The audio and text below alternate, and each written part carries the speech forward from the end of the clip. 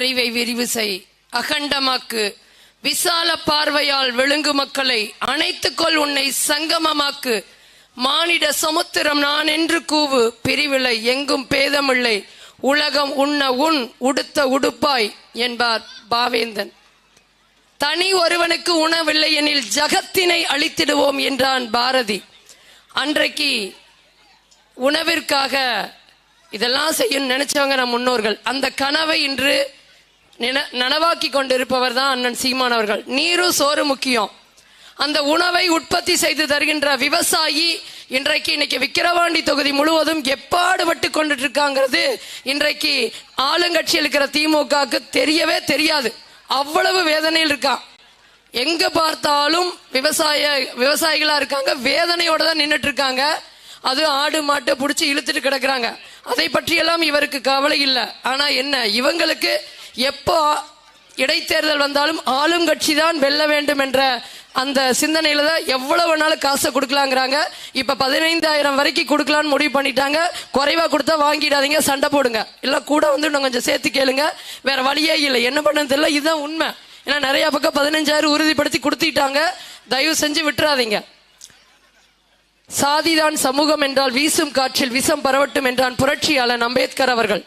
இன்றைக்கு சாதியை பார்த்து பார்த்து சாதிய தமிழர்கள் இல்லாமல் பிரித்து கொண்டிருக்கின்ற திராவிடத்திலிருந்து மாற்றி சாதிக்க பிறந்தவர்கள் நீங்கள் என்று மாற்றாகத்தான் நாம் தமிழர் கட்சி உருவாகி இருக்கு. சாதி கடந்து மதம் கடந்து தமிழன் என்ற பெருமை மிகு இடத்தின் அடையாளத்தோடு நாம் நிக்கிறோம்னா அதுக்கு ஒரே ஒரு கட்சி இன்னைக்கு இருக்குது அப்படின்னா நாம் தமிழர் கட்சி தான், வேற வழியே இல்லை. இதோ இன்னைக்கு இங்க பெண்கள் இங்க நிறைய பேர் நிக்கிறாங்க. உண்மையிலுமே இந்த பழைய கருவாச்சி பகுதி இருக்கு பாத்தீங்களா, இது பெண்களை பெருமையாக போற்றிய மண். இது வரலாற்றிலே பதிவிருக்கிறது. அதே போல ஆன்மீகத்தில் மிகச்சிறந்த மண். இங்க வந்து தேவையில்லாம யாரையும் அவமதித்தது கூட கிடையாது. அப்படிப்பட்ட உன்னதமான சான்றோர்கள் வாழ்ந்த பகுதி இந்த மண். இந்த பகுதியில நீங்க வாழ்றீங்கன்னா பெருமைக்குரியவர்கள். இப்போவும் சொல்ற, அதனால நீங்க வந்து சிந்திச்சு வாக்களிங்க. அந்த மீட்டெடுக்கணும், மெய்யில மீட்டெடுக்கணும், வரலாற்றை மீட்டெடுக்கணும்னா நீங்க சிந்திச்சு வாய்ப்படிங்க. ஒரே ஒரு வாய்ப்பு, கடைசி வாய்ப்பு.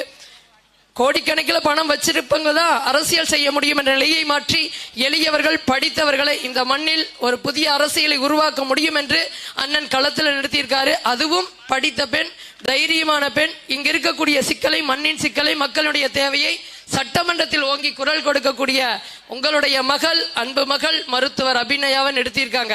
அவங்க நினைச்சா மருத்துவம் பார்த்துட்டு போயிருந்திருக்கலாம். ஆனா அரசியல் என்பது முழுக்க முழுக்க மக்களுக்கு செய்கின்ற சேவை. அதைத்தான் நான் செய்ய வந்திருக்கேன்னு உங்களுடைய அன்பு மகள் இப்ப வந்திருக்காங்க. நீங்க அதை சிந்திச்சு உங்களுடைய மதிப்புமிக்க வாக்குகளை மைக் சின்னத்துக்கு தாங்க. மக்களினுடைய வழியை வாங்கி நிற்கின்ற இந்த ஒளி வாங்கி தான் நமக்கான ஒரு வெற்றி சின்னமா இருக்கும். நீங்க நினைச்சு பாருங்க, கள்ளக்குறிச்சி எல்லாருமே பேசினாங்க. தாய் போல் தமிழ்நாட்டை காக்க வேண்டியவனை நாய் போல தெருவில் கிடத்தினது காரணம் யாருன்னு யோசிங்க. தன்னுடைய செய்களுக்கு தமிழ் பண்பாட்டை கற்றுக் கொடுக்க வேண்டியவனை தெருவில் வீழ்த்தது யாரு? சாராயம் கொடுத்து சாகடிச்சது யாரு? இன்னைக்கு 65 பேர் செத்து போயிட்டாங்க. இன்னைக்கு தாலி எடுத்து நிக்கிறாங்க என்னுடைய தாய்மார்கள். இதெல்லாம் நீங்க சிந்திச்சு பார்க்கணும். இந்த உலகத்திலே அறிவார்ந்த இனம் நம்முடைய தமிழன் தான். அப்படிப்பட்ட அவனை வந்து இப்படி சிதைத்து கூறுகளாக மாற்றிக்கொண்டிருக்கின்ற உளவியலாக சாராயத்தை கொடுத்து சாகடிச்சு அறிவில்லாம போகணும்னு செஞ்சுட்டு இருக்குது இந்த திராவிடம். அப்ப நீங்க வந்து இன்னும் 5க்கும் 10க்கும் அரிசிக்கும் பருப்புக்கும் கையேந்தி நின்று திராவிடத்துக்கு அருமையாக போறீங்களா?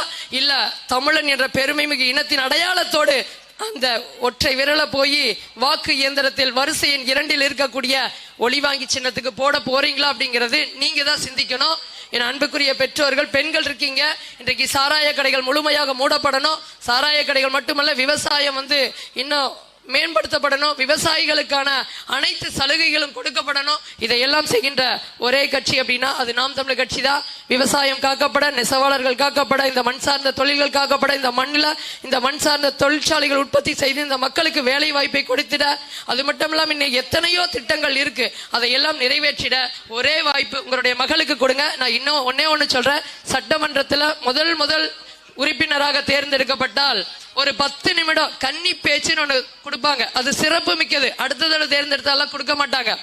அப்படிப்பட்ட பேச்சு பேரறிஞர் அண்ணா இன்னைக்கு அண்ணாவை தூக்கிட்டு இருக்காங்க பத்தி. அவர் நினைச்சதையெல்லாம் இவங்க எதுவுமே செய்யறது இல்ல. அந்த அண்ணாவைனுடைய பேச்சு சிறப்பு மிக்கது. அவர் வந்து தமிழ் தேசிய இன விடுதலைக்கான கூறுகள் அங்க பேசியிருப்பார். அதே போல இன்றைக்கு இதுவரைக்கும் பேசினவங்க எப்படி பேசினாங்கன்னு எனக்கு தெரியாது. ஆனால் ஒரு முறை உங்களுடைய மகள் அண்ணன் சீமான் அவர்களுடைய அன்பு தங்கை மருத்துவர் அபிநயா அவர்களை நீங்கள் வெற்றி பெற செய்தால் அந்த வாய்ப்பு தமிழ்நாட்டினுடைய அந்த சட்டசபையிலே கொடுக்கப்படும். 10 நிமிட கன்னி பேச்சு, அது இந்த உலகத்தையே திரும்பி பார்க்க வைக்கும். அந்த வெற்றியை நீங்கள் கொடுத்தால் இந்த விக்கிரவாண்டி மண்ணுக்கும் பெருமை, இந்த பழைய கருவாட்சி பகுதியுடைய மக்களுக்கு இன்னும் சிறப்பு பெற்ற பெருமை கிடைக்கும். நீங்க வாய்ப்பு தாங்க, நம்பிக்கையோடு நிக்கிறோம். நாங்க யாரோடும் எப்போதுமே கூட்டணி கிடையாது. மக்களையும் மண்ணையும் நம்பி அண்ணன் சீமான் அவர்கள் இந்த களத்தில் நிற்கிறார். ஒரு தடவை வாய்ப்பு கொடுத்து வெல்ல வையுங்கள். உன்னுடைய நம்பிக்கையில் நீ தோற்காதவரை உன்னை ஒருவராலும் தோற்கடிக்க முடியாது என்கிறான் சுபாஷ் சந்திர போஸ் அவர்கள். அதே நம்பிக்கையை இந்த மண்ணின் மீது மக்களின் மீது கொண்டு நிற்கிறோம். உங்களுடைய அன்பு மகள் அண்ணன் சீமானுடைய தங்கைக்கு உங்களுடைய மதிப்புமிக்க வாக்கினை மை சின்னத்துக்கு தந்து வெல்ல வைங்க. நன்றி. நாம் தமிழர் காலத்தினுடைய ஓட்டத்தில் உறுதியாக உங்களோடு தான் நிற்போம். உங்களை தவிர வேற வழியே இல்லை. நீங்கள் ஏமாற்றினாலும் மீண்டும் வந்து உங்களிடம் நிற்போம். ஒரு நாள் கட்டாயம் வெல்வோம். அன்று தமிழ் தேசிய விடுதலைக்கான ஒரு வெற்றி கிடைக்கும். நன்றி. நாம் தமிழர்.